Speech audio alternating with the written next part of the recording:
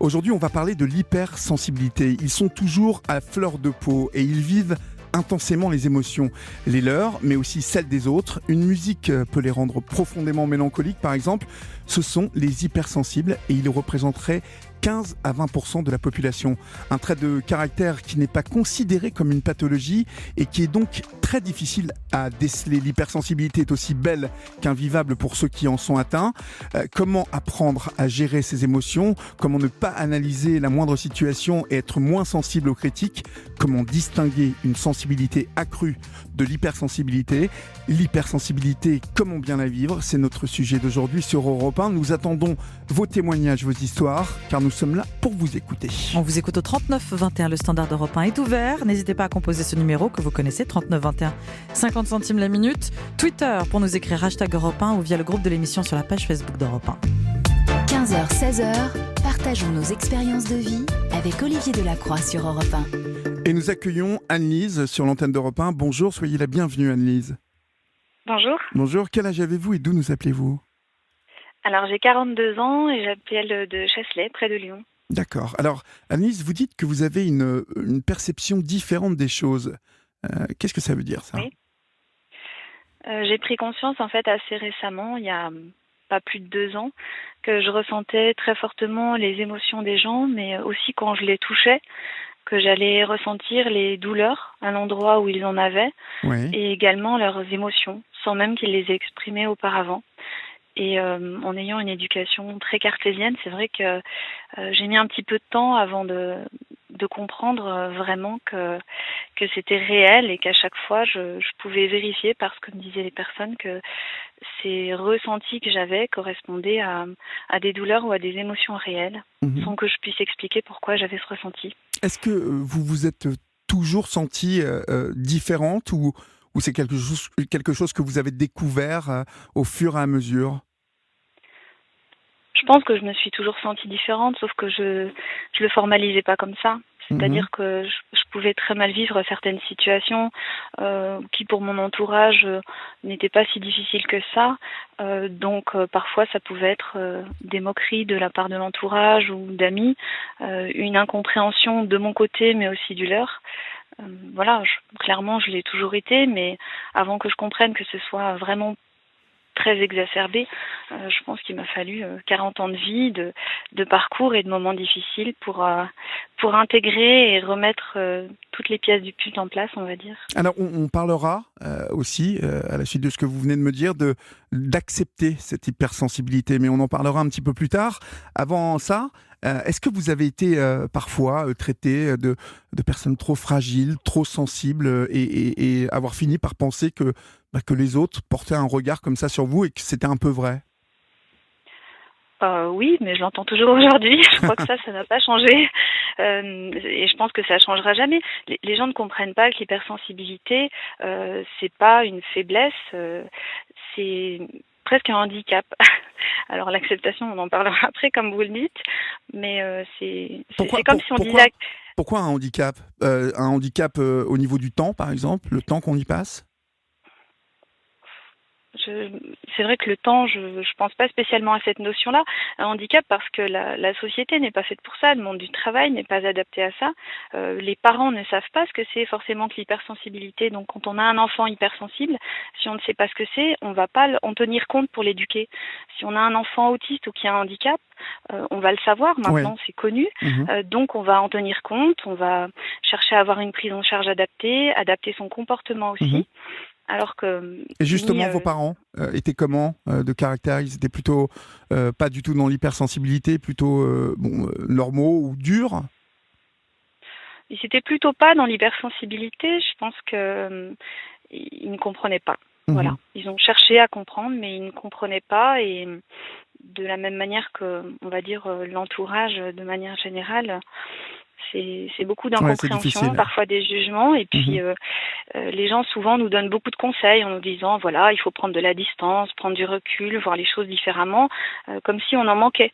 Mhm. Sauf qu'en fait, c'est absolument pas un problème de prendre du recul, c'est que quand on ressent les choses puissance 10, l'impact ne va pas être le même et il va falloir le gérer. Voilà. Sauf que ça, on ne nous apprend pas à le gérer. Et ça se transforme souvent voilà, on devient un peu une infirmière au quotidien. Vous êtes d'accord avec ça? Oui, je pense que c'est la tendance qu'on peut D'accord. avoir effectivement, c'est de faire l'infirmière. Après, je me défends de le faire avec des gens qui peuvent être nocifs, on va dire, hein, ce qu'on Mhm. appelle un peu les personnalités toxiques ou des gens agressifs. Ouais. Mais c'est vrai qu'on a un niveau d'empathie qui est tel, quand on va ressentir les émotions des autres, qu'on a spontanément envie de leur tendre la main, d'être là pour eux. Mhm. Et c'est génial, hein. Moi, je trouve Ouais. que ça donne sens à ma vie aujourd'hui de me dire que je vais être là pour les autres.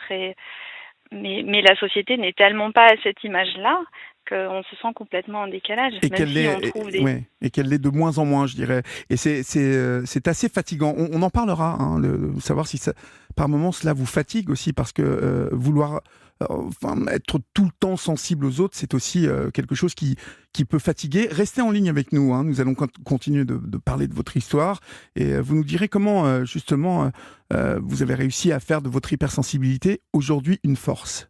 Et nous sommes toujours en ligne avec Anis, qui nous expliquait que son hypersensibilité n'allait pas vraiment dans le sens de cette société d'aujourd'hui.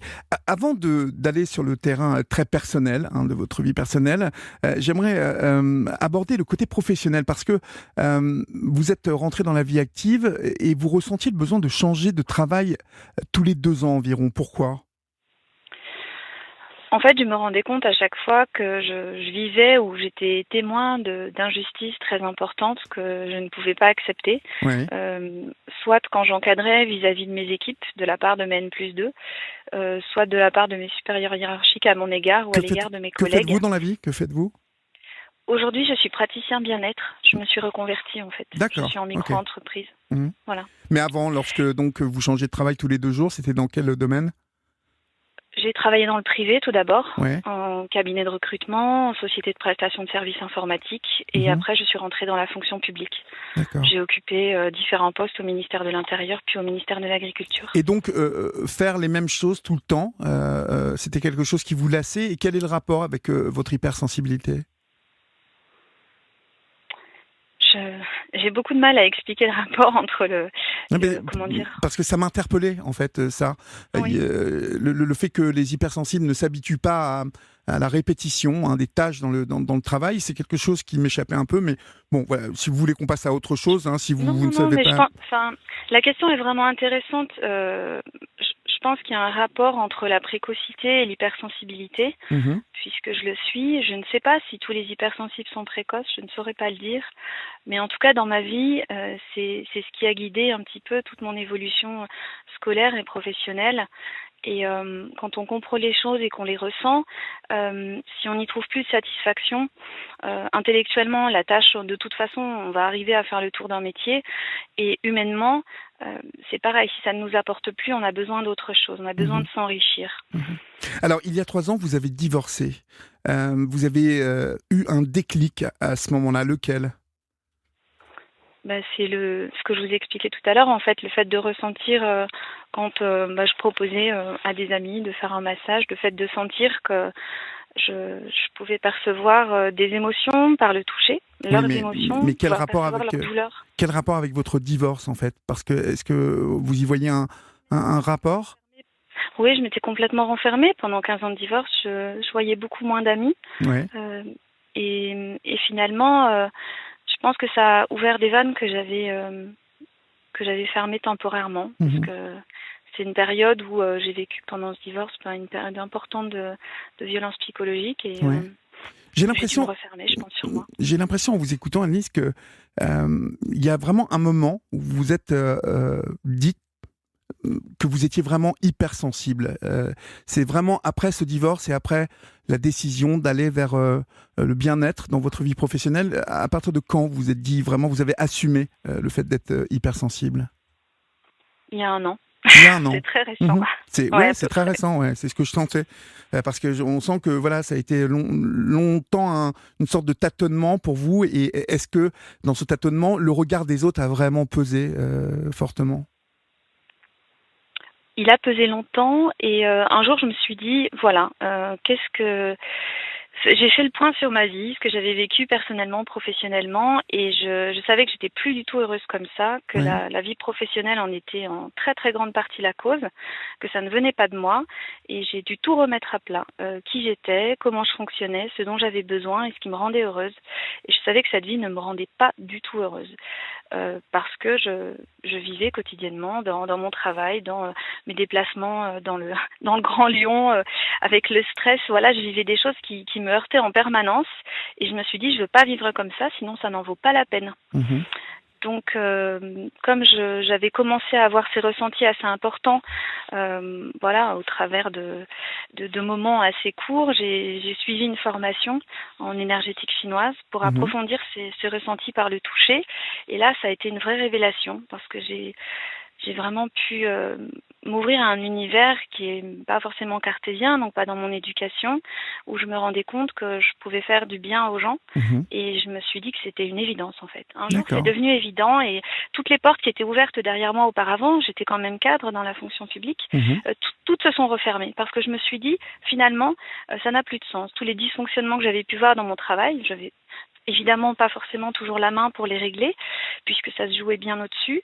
Et je me suis dit, voilà, peut-être que ma place, c'est ça. Et c'est la place que j'avais envie d'avoir dans la toute petite place dans le monde, c'est de me dire que si je peux aider les gens, je vais le faire parce que ça me rend heureuse et ça leur fait du bien. Et puis, alors, pour aller au bout de cette conversation, parce que je suis un petit peu pipelette, je partage entièrement votre avis, parce que du jour où moi j'ai considéré, parce que je suis hypersensible aussi, je peux vous le dire. D'accord. À partir du moment où j'ai accepté cette hypersensibilité, il est vrai que je me suis ouvert à des personnes, comme vous les décrivez, qui sont ouvertes sur des mondes qui ne sont pas obligatoirement cartésiens, mais qui aident, je peux vous dire, un paquet de monde, et vous en faites partie aujourd'hui, donc je vous en félicite, et je vous remercie 1000 fois pour votre témoignage cet après-midi sur l'antenne d'Europe 1. Dans quelques instants, nous allons accueillir Nathalie Claubert, elle est psychologue et auteure de l'ouvrage « Dompter son hypersensibilité ». Et il y a Nathalie qui nous écrit sur Facebook: être hypersensible n'est pas une chose simple, on ressent tellement de choses, des choses que certains ne voient même pas.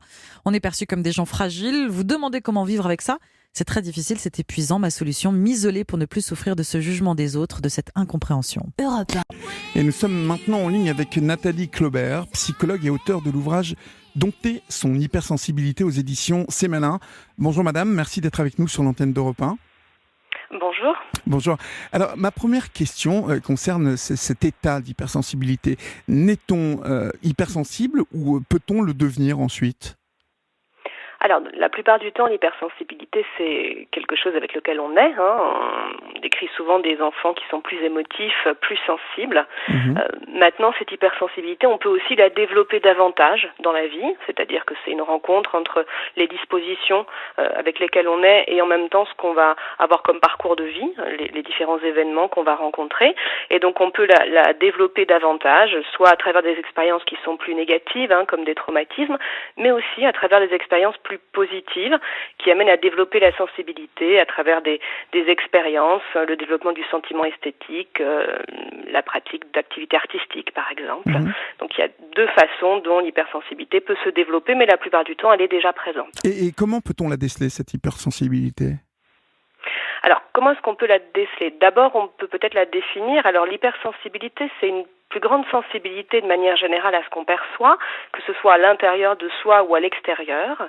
Et c'est aussi une réponse émotionnelle plus intense. Donc, ce sont des gens qui vont percevoir davantage et qui vont réagir beaucoup plus fortement à tout ce qu'ils perçoivent.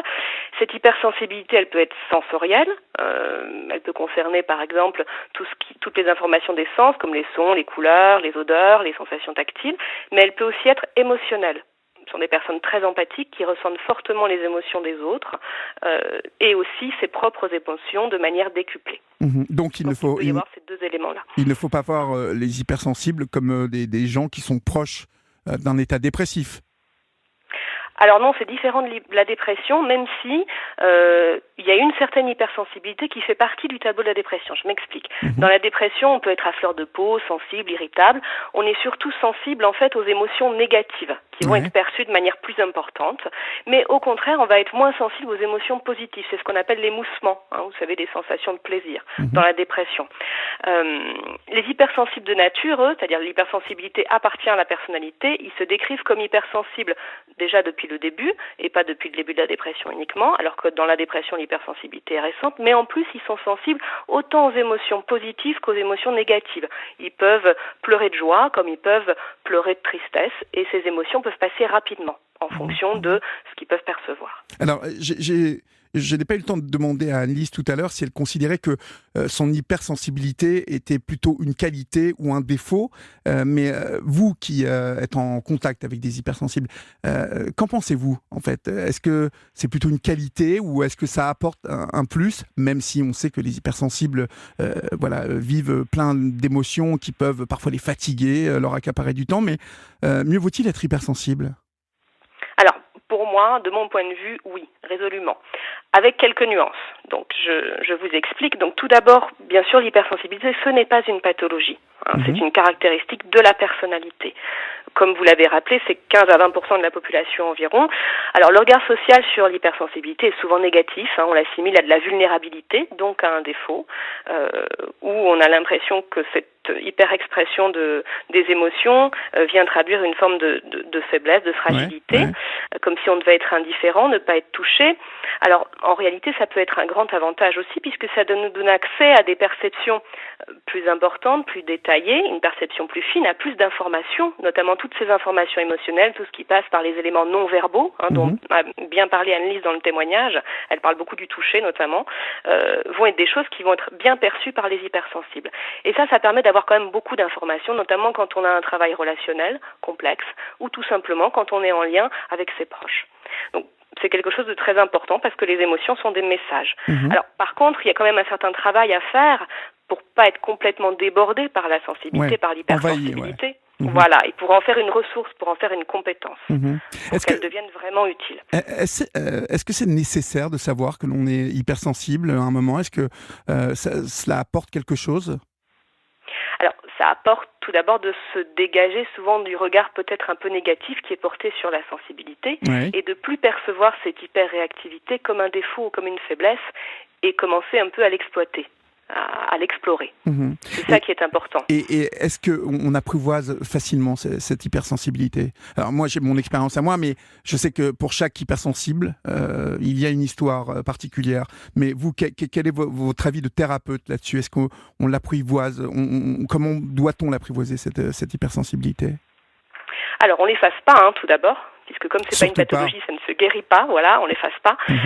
Par contre, on peut apprendre effectivement à l'apprivoiser et à s'en servir, à prendre un peu de recul, mais pas au sens de nier complètement ce qu'on ressent, mais plutôt simplement de se servir de ce qu'on ressent comme une information. Alors, on peut aller vers des techniques soit qui peuvent aider à détendre, par exemple, à maîtriser mieux l'information émotionnelle. Il y a différentes techniques, qui existent, de travail des émotions, de gestion émotionnelle. Mais on peut aussi travailler sa perception, affiner sa perception et se décentrer de ce qu'on ressent uniquement pour essayer de se centrer sur ce qu'on peut percevoir dans l'environnement ou sur les informations que ça nous apporte. Nathalie Claubert, je rappelle que vous êtes psychologue et auteure de l'ouvrage Dompter son hypersensibilité. Dans quelques instants, nous accueillerons Julie. Son hypersensibilité se ressent beaucoup dans les moments de bonheur et elle soupçonne son fils d'avoir hérité comme elle de l'hypersensibilité. Et Lily nous écrit sur la page Facebook du groupe, sur le Facebook d'Europe 1. C'est plutôt une belle qualité d'être hypersensible. Pour ma part, je ressens plus fortement les événements autour de moi. J'ai développé une grande intuition qui me guide dans mon quotidien. Et nous accueillons maintenant Julie sur l'antenne d'Europe 1. Bonjour Julie, soyez la bienvenue. Bonjour Olivier. Bonjour. Quel âge avez-vous et d'où nous appelez-vous Julie ? Alors j'ai bientôt 36 ans et je vous appelle du Puy-de-Dôme. Je suis à une vingtaine de kilomètres au sud de Clermont-Ferrand. D'accord. Alors vous avez contenu vos émotions toute votre vie ou presque. Expliquez-moi comment vous les conteniez, ces émotions. Vous sentiez qu'elles étaient trop fortes pour les exprimer ou en parler ? Alors, c'est-à-dire que c'est pas moi qui sentais qu'elles étaient trop fortes, c'était la sensation que j'avais dans la manière dont les gens me les renvoyaient, en fait. D'accord. Donc, j'ai toujours eu la sensation d'être soit trop, soit pas assez. J'avais cette sensation de jamais être juste, en fait, dans la façon ni de recevoir ni d'exprimer. Ouais. Et donc, plutôt que de m'intéresser à comment vivre mes émotions moi, eh ben, je me suis assez vite entraînée, on va dire, à faire ou à réagir comme ce que je pensais comprendre de ce que les autres attendaient. Je ne sais pas si vous voyez ce que je veux dire. À peu près. Mais donc, j'ai beaucoup vécu, en fait, à l'extérieur de moi, en fait. D'accord. Cette période-là, qui a duré jusqu'à mes 34 ans, quoi. Mhm. Ça fait un peu plus d'1 an, en fait, que j'ai mis un mot là-dessus. Donc, un petit peu comme Anne-Lise, je crois, sur le premier témoignage, qui disait que c'est un chemin de 40 ans de vie. Bah, moi, c'est pareil, en fait. J'ai mis très, très longtemps à comprendre ce qui se passait. Et est-ce que c'est lorsque votre enfant est né que vous vous êtes rendu compte que vous étiez une hypersensible, que vous avez réussi à poser ces mots et que vos émotions, eh bien, elles vous guidaient et qu'elles étaient très fortes et que vous l'avez accepté? Alors, c'est pas à ce moment-là, donc j'ai une fille qui est née en 2012, c'est pas à ce moment-là que j'ai compris que j'étais hypersensible, mais c'est à ce moment-là que j'ai compris que j'avais un problème avec ça. D'accord.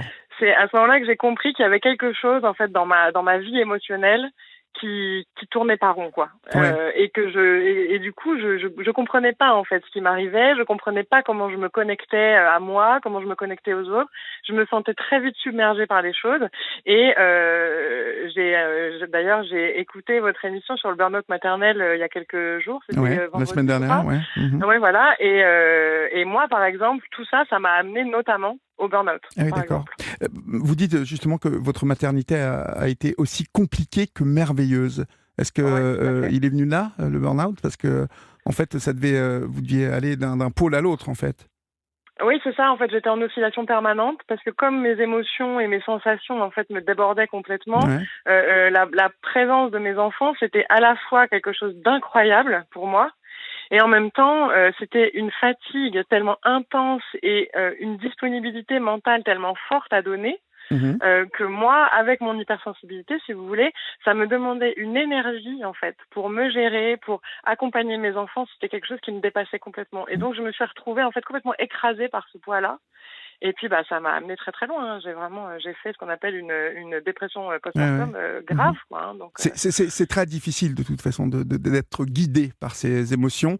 Et je pense qu'il est très difficile de mettre un mot avant, en tout cas, de devenir au moins un adulte un peu... voilà, un adulte déjà, parce que vous dites que vous avez l'impression que votre fils est hypersensible. Donc, il a hérité ça de vous? Je sais pas trop. En fait, je pense que mes 2 enfants le sont. Je vois ma fille aînée, donc il y a 7 ans, construire sensiblement les mêmes protections que moi, enfant. Ouais. Parce que dans son entourage, l'acceptation des émotions de l'autre, elle n'est pas tout à fait acquise, quoi. Donc, j'essaye moi du coup de l'outiller, en fait, un peu comme je peux. Mais c'est beaucoup plus flagrant, par contre, effectivement, chez mon fils qui est un peu plus jeune, donc qui n'est pas encore rentré dans cette forme de contrôle et qui est encore très très impulsif, en fait, dans la façon dont il manifeste les choses. Quel âge a-t-il Marin, il a 4 ans et demi. Il aura 5 ans là bientôt. Justement, on va se tourner vers Nathalie Claubert. Je rappelle que vous êtes psychologue et auteur de l'ouvrage Dompter son hypersensibilité. Certains enfants peuvent-ils être hypersensibles très jeunes? Et est-ce que cette hypersensibilité peut être héréditaire? Alors, bien sûr que les enfants peuvent être sensibles très jeunes, puisque la plupart du temps, comme c'est un trait de personnalité qui est là presque dès la naissance, on peut le percevoir à une hyper-réactivité. D'abord, surtout aux éléments sensoriels, mais aussi aux éléments émotionnels, puisque les enfants ont tendance à être des éponges émotionnelles, notamment par rapport aux figures d'attachement, aux parents. Et chez les enfants hypersensibles, ces 2 éléments-là, c'est-à-dire à la fois une hypersensibilité sensorielle et aussi émotionnelle, sont encore plus manifestes, plus importantes. D'accord. Oui, donc effectivement, la plupart du temps, on peut le constater très tôt. On continuera à en parler dans le reste de cette émission, à savoir si ces enfants, il faut les éduquer et les écouter d'une manière particulière ou différente en tout cas. Merci Julie beaucoup pour votre témoignage cet après-midi sur l'antenne d'Europe 1. Dans quelques instants, nous recevrons William. Aujourd'hui, il a trouvé comment s'écouter, comment vivre mieux son hypersensibilité, mais cela n'a pas toujours été simple puisqu'il l'a ressenti lorsqu'il était enfant notamment. Le témoignage de de Davenbert. J'espère bien prononcer son pseudo sur Facebook. Avec le temps, je suis devenue complètement asociale car on est moqué, voire abusé. Maintenant, j'en fais une force. Se surpasser dans la souffrance peut être très gratifiant et contrairement aux autres, nous connaissons nos faiblesses et pouvons réaliser nos rêves. Et nous sommes maintenant en ligne avec William. Bonjour William, merci d'être avec nous sur l'antenne d'Europe 1. Bonjour. Bonjour, quel âge avez-vous et d'où nous appelez-vous ? Alors, j'ai 32 ans, de Belle-Île-en-Mer, Morbihan, l'île...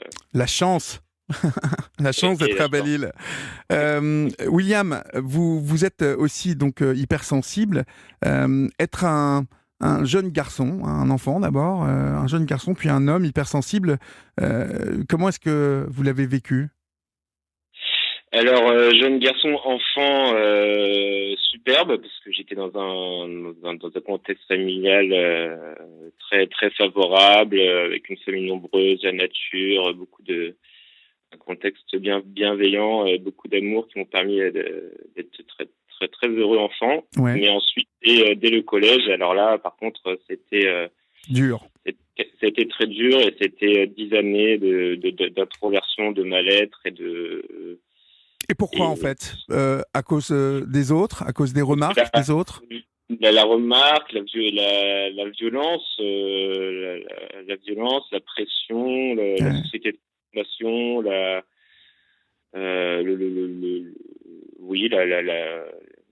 les pressions, voilà, beaucoup de tous les codes sociaux, enfin le côté. C'est-à-dire qu'en fait, pour vous aider un petit peu, j'ai l'impression que quand on est hypersensible et qu'on le tait en plus, parce qu'il y a un moment où quand on le tait, ça n'est pas naturel, pour ceux qui ne le sont pas, on est une proie idéale. C'est un peu l'impression que m'ont donné tous les hypersensibles avec qui j'ai échangé. Est-ce que vous êtes d'accord avec ça ? Oui, on est une proie. Alors, c'est toi. Il y a un petit chien à côté, c'est. J'ai pris un petit chiot et du coup. Non mais oui, on est des proies malgré nous et malgré les autres parce que finalement c'est pas conscient. Peut-être de pas se connaître, de pas le savoir et de pas respecter ses limites. Alors oui, du coup on est moi j'aime bien dire souvent on est victime d'abus de gentillesse un peu. Ouais. On a du mal à dire non, à s'affirmer et donc oui, quelque part oui, on est des proies, mais bon, moi je pense que c'est pas conscient tout ça, il y a pas de. Alors avant vous étiez dans le commerce à Paris, et ensuite vous avez fait un burn-out en fait. Dans quel domaine étiez-vous ?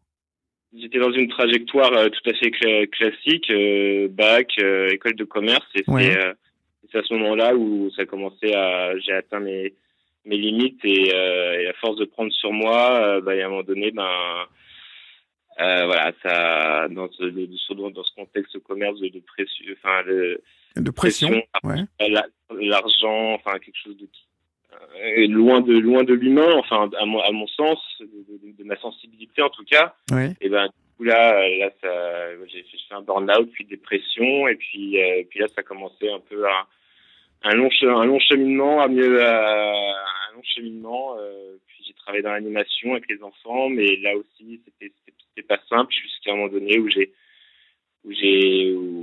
vraiment pris conscience de ma sensibilité, de ma fragilité dans ces environnements-là, et j'ai fait des choix de vie qui sont de quitter Paris, de quitter le système professionnel, on va dire classique, et de choisir aussi plus mes relations, mes activités, me tourner vers l'art, à des choses pour canaliser un peu ma sensibilité. Et qui vous épanouissait au final. C'est du coup l'écriture, et puis cette écriture en blog, et de ce blog des rencontres, et puis cette association que j'ai créée, ce sont les hypersensibles, qui aussi a beaucoup aidé. Alors justement, on parlera dans la dernière partie de cette émission de cette association, mais vous avez quitté Paris aussi pour vous rendre à Belle-Île-en-Mer où vous habitez aujourd'hui. Ça vous a fait du bien, le regard des gens là-bas, parce que vous avez quitté l'agitation parisienne, un milieu du commerce. Donc, il est certain que les valeurs véhiculées dans ce domaine professionnel ne vont pas spécialement avec l'hypersensibilité, bien que il doit y avoir, puisqu'il y a 15 à 20% de Français qui sont touchés. Est-ce que là-bas, à Belle-Île-en-Mer, vous avez trouvé que les choses s'apaisaient aussi au niveau de votre entourage? Au-delà même des valeurs, juste l'agitation, c'est-à-dire que moi, la ville, je suis très sensible au bruit, l'agitation, toute cette, que moi je ne pouvais plus supporter, quoi. J'ai besoin de calme, de nature, et c'est sûr que dans un endroit à taille plus humaine, ouais. Oui, je me sens beaucoup mieux. Oui. Alors, dans quelques instants, justement, nous parlerons de cette écriture qui vous a mené à ce blog et à la création de cette association. Et nous en parlerons aussi avec Nathalie Claubert, psychologue et auteure de l'ouvrage « Dompter son hypersensibilité », avec qui vous pourrez échanger dans la dernière partie de cette émission. Et un extrait du message de Mélodie Nelson sur Facebook. Rions, pleurons, mettons-nous en colère, montrons l'exemple aux gens fades qui doivent bien s'ennuyer. Je suis bien contente que dans l'école de mes enfants, les enseignants se forment sur le sujet des émotions. Et pour conclure cette émission, nous sommes toujours avec William, qui nous appelle de Belle-Île-en-Mer, et Nathalie Claubert, psychologue et auteure de l'ouvrage « Dompter son hypersensibilité ». William, vous nous expliquez qu'à force de vous être lancé dans l'écriture, rejoint cette belle région qui est Belle-Île-en-Mer, est née une association à destination des hypersensibles. Quel est son but et on devine son but, mais beaucoup de monde vous écrit, vous échangez beaucoup? L'objet de l'association, c'est créer du lien entre hypersensibles afin de rompre l'isolement. Ouais. Donc voilà, et on crée des espaces d'échange en fait, qu'on appelle des rencontres dans des cafés ou dans des parcs, ou tout simplement en petits groupes. Hypersensibles peuvent venir échanger dans une ambiance bienveillante, puis voilà, avec beaucoup d'écoute, de non-jugement, là, qui permet de se livrer, d'échanger sur des sujets, des choses qu'on ne peut pas tellement dire ailleurs, en fait. Ouais. Je me tourne vers vous, Nathalie Claubert. On écoute avec attention le témoignage de William. Tout quitter comme ça, d'une manière assez radicale, mais tout quitter pour vivre mieux.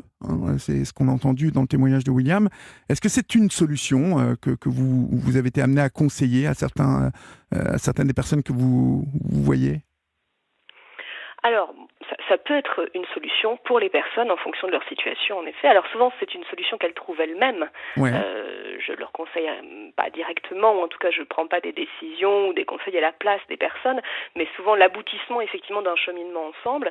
Et peu à peu, la personne, si elle mène une vie qui n'est pas du tout en accord avec ses valeurs et avec sa sensibilité, peut être amenée effectivement à changer radicalement, parce qu'au fur et à mesure qu'elle se connaît, elle connaît mieux ses besoins, elle connaît mieux sa personnalité, elle est plus affirmée dans ses valeurs, elle se fait davantage confiance, et à un moment donné, effectivement, il y a un saut qui se produit et qui va aller vers une décision en accord avec soi, avec ses valeurs, avec ce qu'on a envie, et donc un changement parfois radical de vie, effectivement, mais comme l'avait exposé également Agnès dans le premier témoignage, dans ses décisions professionnelles. Alors, ce qui est très important aussi, ce que dit William, et je voulais un petit peu souligner ça également avec cette association, que je n'ai pas le bonheur de connaître, en tout cas pour le moment. Comment s'appelle-t-elle, pardonnez-moi, mais comment s'appelle-t-elle, William, votre association? L'association des hypersensibles. D'accord, très bien. Donc elle est assez facile à trouver. D'accord, oui, en effet. Ouais. C'est le besoin de partage. C'est-à-dire qu'effectivement, quand on est un petit peu montré du doigt ou quand on est un peu dévalorisé par rapport à sa sensibilité, à la manière dont on ressent les choses, c'est important de trouver des gens semblables. Alors, de pas s'enfermer qu'avec des personnes semblables, mais de trouver des gens semblables, des personnes qui soient sensibles pour pouvoir partager avec elles des échanges riches, émouvants, profonds, des choses effectivement qui a trait à une expérience commune, à une manière de voir le monde, de le vivre, qui soit pareil, à la manière dont il résonne en nous. Et ça, c'est vraiment essentiel, très important pour pouvoir s'épanouir pleinement, avec également toutes ces dimensions de mise au jour de la sensibilité grâce à des activités artistiques ou à des choses qui vont épanouir vraiment la sensibilité et l'exprimer, lui laisser libre cours. Comme dans les groupes de parole où en fait on peut échanger les idées et des idées communes. Merci beaucoup Nathalie Claubert pour vos éclairages cet après-midi. Merci aussi à William, merci à Anne-Lise et à Julie de nous avoir appelés. C'est la fin de cette émission. L'hypersensibilité est un trait de caractère avec lequel il faut composer. Si au début les émotions peuvent être vécues comme un tourbillon, avec les années et l'expérience, il est possible de mieux les vivre. S'adapter, s'écouter permettent de faire face en société. N'hésitez pas à vous documenter sur la question et à consulter si vous trouvez votre hypersensibilité trop envahissante et aller sur Internet pour trouver l'association de William et pouvoir échanger sur Internet. Déjà, on peut de toute façon en parler. Bien sûr.